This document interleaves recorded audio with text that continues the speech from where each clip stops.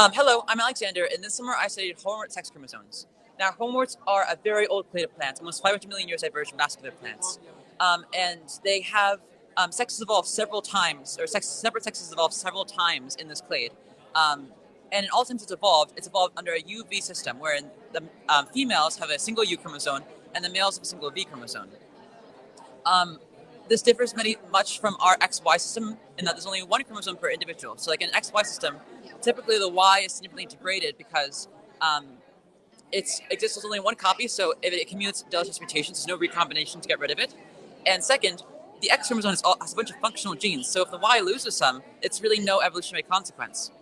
However, in the UV system that hornworts have, every chromosome is exposed to selection, such that if it gets a deleterious mutation, it's likely to be selected out because there's nothing to shield it from selection.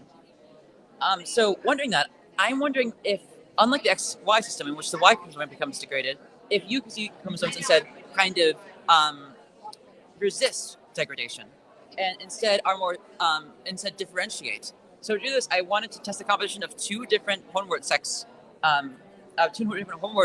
in the sex chromosomes and see if they had more properties to differentiate degradation. So to do that, I sequenced them. I sequenced two species in both a male and female, and assembled them. I got pretty high contiguous genomes with a high proportion of expected genes. However, look, the U and V chromosomes are 5 to 10 times smaller than the autosomes, which much fewer genes and a much greater proportion of LTRs, long-terminal repeats, parasitic elements that colonize non-functional parts of the genome. So this is clear evidence of generational to the autosomes, but compared to each other, the UV chromosomes are not significantly different. It's not an XY system in which the Y is degrading relative to the X. So to investigate differentiation, I got all of the genes that had one-to-one correspondence between the U and the V, and mapped them by their location and by their percent identity. And this shows really considerable scrambling of all these genes, such that there's really no clear syntenic blocks. So they're really highly differentiated.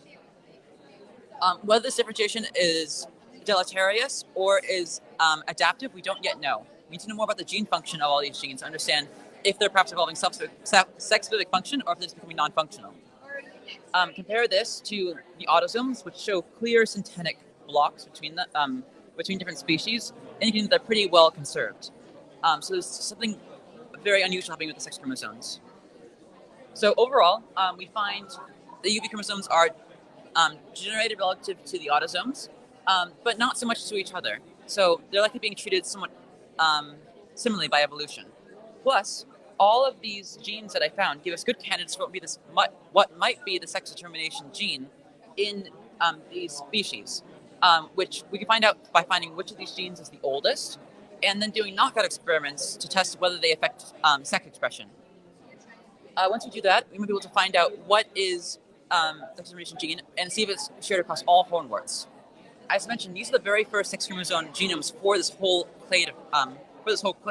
So we'll be able to find out some things of the basic reproductive biology, which would just be a really great boon to understanding these organisms, which are starting to have some translational applications. Okay. Well, you did a great job. Thank you very much.